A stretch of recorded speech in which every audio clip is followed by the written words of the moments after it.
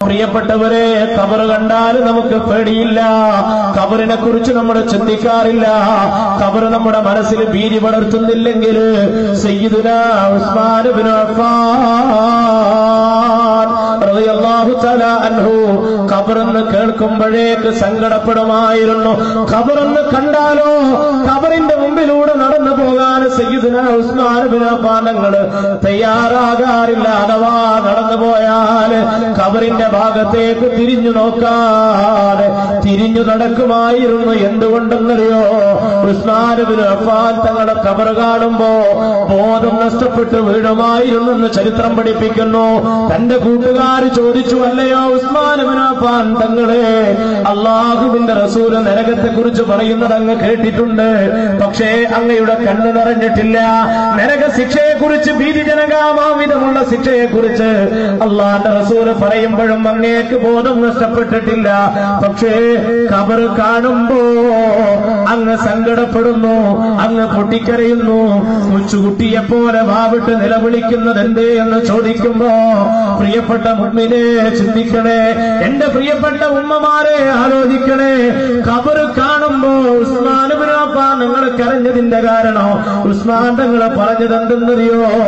ആ സഹോദരന്മാരോട് ഉസ്മാൻ ഇബ്നു അഫ്ഫാൻ റളിയല്ലാഹു അൻഹു പറഞ്ഞു കൊടുക്കുകയാ, അല്ലയോ സഹോദരങ്ങളെ, ദുനിയാവിൽ ഞാൻ ജീവിക്കുമ്പോ എനിക്കൊന്നിനെ കുറിച്ചും പേടിക്കേണ്ടതില്ല. കാരണം എന്റെ കൂടെ കുറെ ആളുകളുണ്ടല്ലോ. ദുനിയാവിന്റെ തൊലിക്ക് പുറത്ത് എന്റെ കൂടെ ജീവിക്കാൻ ഇഷ്ടം പോലെ ഉണ്ടല്ലോ. നിങ്ങൾ എന്റെ കൂടെയുണ്ടല്ലോ. ഇനി ഞാൻ നരകത്തിലേക്ക് പോകുന്നുവെങ്കിലും എനിക്ക് അത്ര പേടിയില്ല. കാരണം നരകത്തിലും എന്റെ കൂടെ ആളുണ്ടല്ലോ. വലത്തത് നിറകിനാൽ ജഹന്നമ കസീറം മിനൽ ജിന്നി വൽ ഇൻസ്, ധാരാളം മനുഷ്യരെ, ധാരാളം ജിന്നുകളെയും നരകത്തിനു വേണ്ടി ഞാൻ സൃഷ്ടിച്ചിട്ടുണ്ടെന്ന് അല്ലാഹു റബ്ബുൽ ഇസ്സ പറഞ്ഞിട്ടുണ്ടല്ലോ. അതുകൊണ്ട് നരകത്തിലും എന്റെ കൂടെ ആളുണ്ടാകും, ഉറപ്പാ. പക്ഷേ പ്രിയപ്പെട്ട മുഅ്മിനേ, ഉസ്മാൻ ഇബ്നു അഫ്ഫാൻ തങ്ങളുടെ ചിന്ത പോയത് ഖബർ ഓരോ ദിവസവും നമ്മോട് പറയുന്ന കാര്യത്തെക്കുറിച്ചാ. ഓരോ ദിവസവും ഖബർ 3 തവണ സംസാരിക്കുമെന്ന ആ ഖബറിന്റെ അകത്തളത്തിലേക്ക് പോയി കിടക്കേണ്ട മനുഷ്യനെ വിളിച്ചിട്ട്, പ്രിയപ്പെട്ട കൊടലൂർ പ്രദേശത്തെ ഈ മഹല്ലത്തിന്റെ കീഴില് ഈ പള്ളി ഈ ശ്മശാന ഭൂമികയിൽ വന്ന് കിടക്കേണ്ട നിങ്ങൾ ആലോചിക്കണം. ഈ പള്ളിത്തൊടിയിൽ നിങ്ങൾക്കൊരുങ്ങുന്ന ഖബർ, നിങ്ങൾ കിടക്കേണ്ടി വരുന്ന 6 അടി മണ്ണുണ്ടല്ലോ, ആ മണ്ണ് നിൽക്കുന്ന സ്ഥലം, ആ സ്ഥലം 3 തവണ ഒരു ദിവസം നിങ്ങളോട് വിളിച്ചു പറയുന്നുണ്ട്, അലാ അന ബൈത്തുദ്ദൂർ അന ബൈത്തുത്തുറാബ് അന ബൈത്തുദ്ദീദാർ അന ബൈത്തുൽ വഹദാ എന്നൊക്കെ ഒരു ദിവസം 3 തവണ, ഒരു ദിവസം 3 തവണ നമ്മെ വിളിച്ചുകൊണ്ട്, പ്രിയപ്പെട്ടവരെ, മുഹമ്മദേ, അബൂബക്കറെ, ഉസ്മാനെ, അൻവറെ എന്ന് വിളിച്ചുകൊണ്ട് നമ്മൾ ഓരോരുത്തരോടും സൽമാനെ, സുലൈമാനെ എന്ന് വിളിച്ചുകൊണ്ട് പറയുമ്പോ, മുനീറെ, ജമാലെ എന്ന് വിളിച്ചുകൊണ്ട് പറയുമ്പോ, ഫാത്തിമ, അസ്മാ, സുമയ്യ എന്ന് വിളിച്ചുകൊണ്ട് പറയുമ്പോ ഖബർ നമ്മോട് പറയുന്നത് എന്തെന്നറിയോ? അന ബൈത്തുത്തുറാബ്. എടാ മണിമാളികയിൽ പാർത്ത് രസിച്ചു മതിച്ചു നടക്കുന്ന മനുഷ്യ, ഞാൻ മണ്ണിന്റെ ഇടമാ, നിനക്കറിയുമോ? ഞാൻ മണ്ണിന്റെ വീടാണ്. അന ബൈത്തുദ്ദീദാർ, ഞാൻ പുഴുക്കൾ നിറഞ്ഞ വീടാണ്.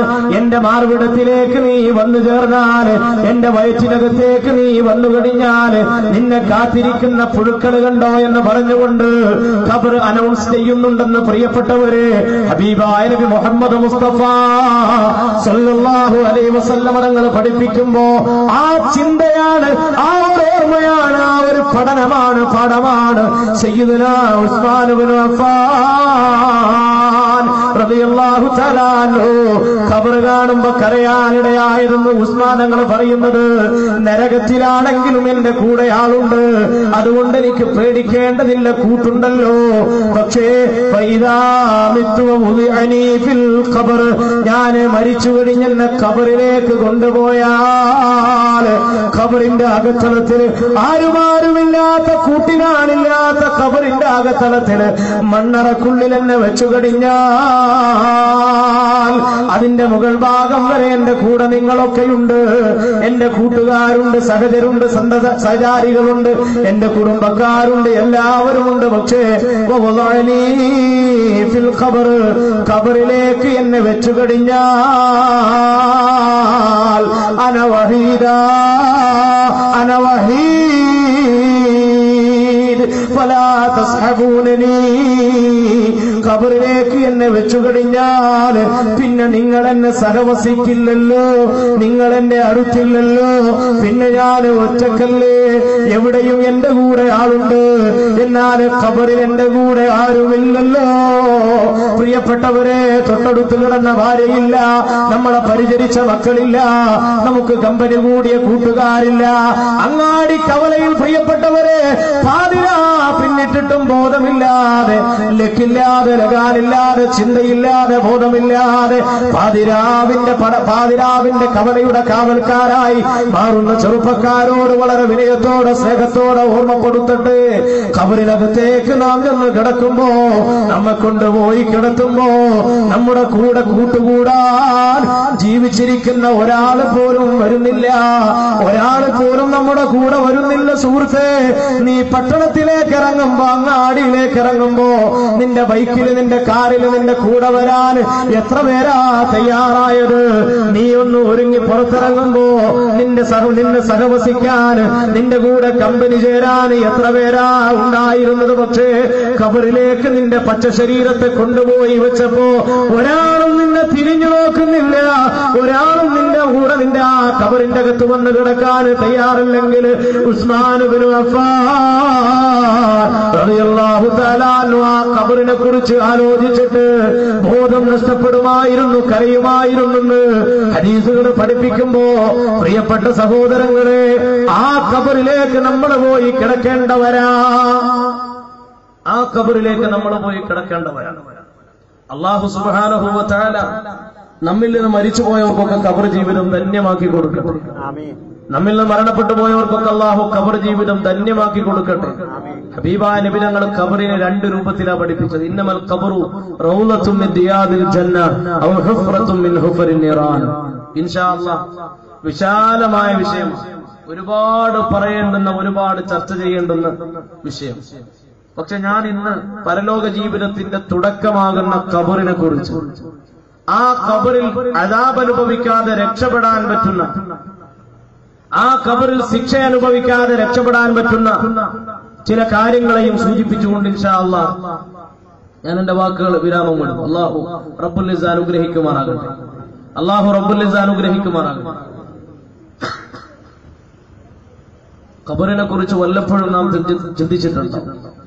ഖബറിനെ കുറിച്ച് വല്ലപ്പോഴും ഒറ്റക്കിരുന്ന് ആലോചിച്ചിട്ടുണ്ടോ? ഖബറിന്റെ മുമ്പിൽ പോയി ദുആ ചെയ്യുമ്പോഴല്ലാതെ ഒറ്റക്കിരുന്നിട്ട് നമ്മുടെ മുറിയിൽ ലൈറ്റ് അണച്ചിട്ട് നാം ഒന്ന് ചിന്തിച്ചു നോക്കൂ, റബ്ബേ, ഇത്ര നേരവും കത്തിക്കൊണ്ടിരിക്കുന്ന ഈ ലൈറ്റ് ഒന്ന് അണഞ്ഞു പോയപ്പോ, ഇത്ര നേരവും കത്തിക്കൊണ്ടിരുന്ന ഈ ലൈറ്റ് ഒന്ന് അണഞ്ഞു പോയപ്പോ ചിന്തിക്കണേ മുമ്പിനെ, കരണ്ട് പെട്ടെന്ന് പോയപ്പോ, വൈദ്യുതി അണഞ്ഞപ്പോ എന്തൊരു ഇരുട്ടാണ് നമ്മുടെ മുറിയിൽ രൂപപ്പെട്ടത്, എന്തൊരു കട്ടിയുള്ള ഇരുട്ടാണ് നമ്മുടെ മുറിക്കകത്തേക്ക് കടന്നു വന്നത്. എന്നാൽ ചിന്തിക്കും മുഅ്മിനേ, പ്രകാശത്തിന്റെ ഒരു തരി പോലും കടന്നു ചെല്ലാത്ത ഭൂമിക്കകത്ത്, പ്രകാശത്തിന്റെ ഒരു തരി പോലും കടന്നു ചെല്ലാത്ത ഭൂമിക്കകത്ത് നിന്റെ മരണവാർത്ത അറിഞ്ഞപ്പോ, നീ മരിച്ചു എന്ന് കേട്ടപ്പോ, ശ്രദ്ധിക്കണേ, ചിന്തിക്കണേ, ആലോചിക്കണേ നമ്മുടെ ഗൗരവത്തോടുകൂടി.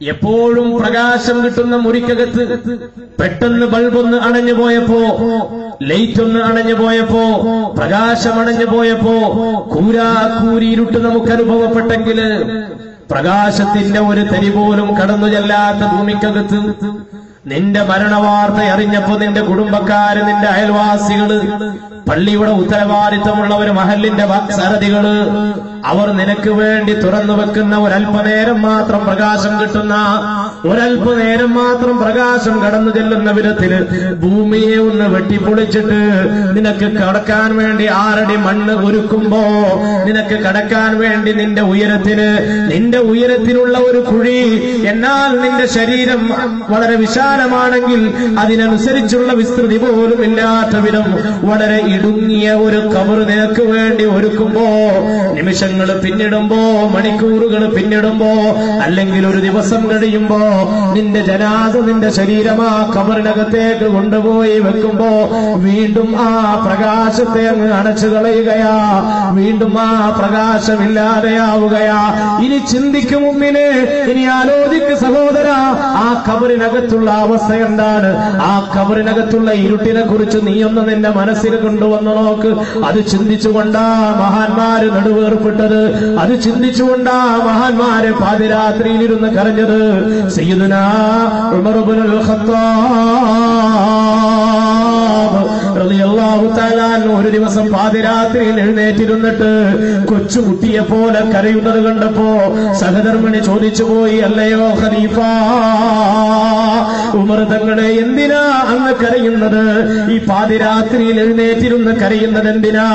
ആരെയും കാണാനില്ലല്ലോ, ഒരു വിഷമവും കടന്നു വരാനിടയില്ലാത്ത ഈ സമയത്ത് പാതിരാത്രിയിൽ എഴുന്നേറ്റിരുന്ന് കരയുന്നത് എന്തിനെന്ന് ചോദിച്ചപ്പോ ഉമർ ഇബ്നുൽ ഖത്താബ് തങ്ങൾ, ആരാ ഉമർ റളിയല്ലാഹു തആല അൻഹു, ഒന്നിനെയും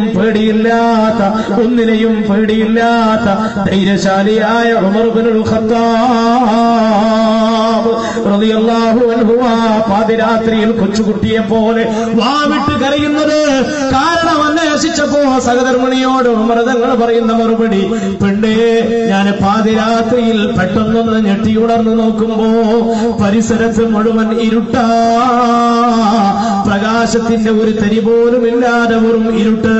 ഞാൻ ആ ഇരുട്ട് കണ്ടപ്പോ പേടിച്ചുപോയി. ഞാൻ പേടിക്കാനുള്ള കാരണം എന്തെന്നറിയോ?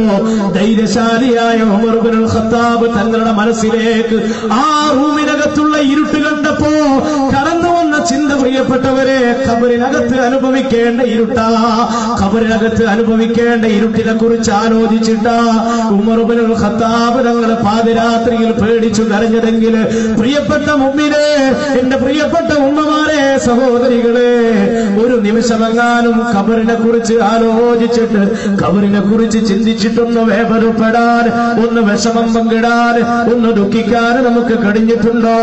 ഹബീബായ നബി തങ്ങൾ പഠിപ്പിക്കുകയാണ്, ഖബറിനെ കുറിച്ച് അല്ലാഹുവിന്റെ റസൂൽ പറഞ്ഞത്, ആ ഖബറിൽ നിന്ന് ഒരാൾക്ക് രക്ഷ കിട്ടിയാൽ, ഖബറിലെ ജീവിതം സമോഹനമായാൽ, ഖബറിലെ ജീവിതം സന്തോഷകരമായി തീർന്നാൽ, ശേഷം വരാനുള്ളതെല്ലാം സന്തോഷകരമാണ്, ശേഷം വരാനുള്ളതെല്ലാം എളുപ്പമാണ്. എന്നാൽ ഖബറിൽ രക്ഷ കിട്ടിയിട്ടില്ലെങ്കിൽ, പാരത്രിക ജീവിതത്തിന്റെ തുടക്കമാകുന്ന ഖബർ തന്നെ ഭയാനകമായാൽ, അല്ലാഹു നമ്മളെ കാത്തുരക്ഷിക്കട്ടെ, അല്ലാഹു നമ്മെ കാത്തുരക്ഷിക്കട്ടെ. ഉമ്മിനെ ആത്മാർത്ഥമായി ആമീൻ പറഞ്ഞോ. അല്ലാഹു നമ്മെ കാത്തുരക്ഷിക്കട്ടെ. ഖബറിൽ രക്ഷപ്പെട്ടോ, ബാക്കിയെല്ലാം മനോഹരമാണ്. ഖബർ തകർന്നോ, ഖബറിലെ ജീവിതം പരാജയമാണോ, ഖബർ തുടക്കമാകുന്ന ഖബർ മോശമായോ, എന്നാൽ അല്ലാഹുവിന്റെ റസൂൽ പഠിപ്പിക്കുന്നത്, ശേഷമുള്ള ഓരോ നിമിഷവും ഖബർ കഴിഞ്ഞാൽ പിന്നെയും ജീവിതത്തിന്റെ, പാരത്രിക ജീവിതത്തിന്റെ വിവിധ മേഖലകളുണ്ടല്ലോ, അതെല്ലാം പരിതാപകരമാണ്, അതെല്ലാം പ്രയാസകരമാണെന്ന് നബി മുഹമ്മദ് മുസ്തഫ സല്ലല്ലാഹു അലൈഹി വസല്ലം തങ്ങൾ പഠിപ്പിക്കുകയാ. അതുകൊണ്ട് മുഅ്മിനീങ്ങളെ, അതുകൊണ്ട് സഹോദരന്മാരെ, ഖബറിലെ ജീവിതം നമുക്ക് രക്ഷ കിട്ടണം, ഖബർ നമുക്ക് രക്ഷപ്പെടണം. അതിനുവേണ്ടി മഹാനായ ഫഖീഹ് അബുൽ ലൈസ് റഹിമഹുല്ലാഹ് മഹാനവറുകൾ 4 കാര്യം നമ്മെ പഠിപ്പിക്കുകയാണ്. 4 കാര്യങ്ങൾ നമ്മുടെ ജീവിതത്തിൽ പകർത്തിയാൽ അല്ലാഹു നമുക്ക് തൗഫീഖ് തന്ന് അനുഗ്രഹിക്കുമാറാകട്ടെ. ഞാനിത് പറയുന്നതിന് മുമ്പ് ഓർമ്മപ്പെടുത്തുന്നത്, ഏതു നിമിഷവും നാം ഖബറിനകത്തേക്ക് കടന്നു ചെല്ലാനും സാധ്യതയുണ്ട്. ഈ ഒരു സദസ്സ് പിരിഞ്ഞു പോകുന്നതുവരെ നമുക്ക് ശ്വാസോച്ഛ്വാസം നടത്താൻ കഴിയുമെന്ന് ഉറപ്പില്ലല്ലോ. നാളെ നേരം പുലരുമ്പോ പ്രിയപ്പെട്ടവരെ, സുബ്ഹി ബാങ്ക് കൊടുത്തതിന് ശേഷം പള്ളിയിൽ നിന്ന് ഒരുപക്ഷെ മുഅദ്ദിൻ അനൗൺസ് ചെയ്യുന്നു.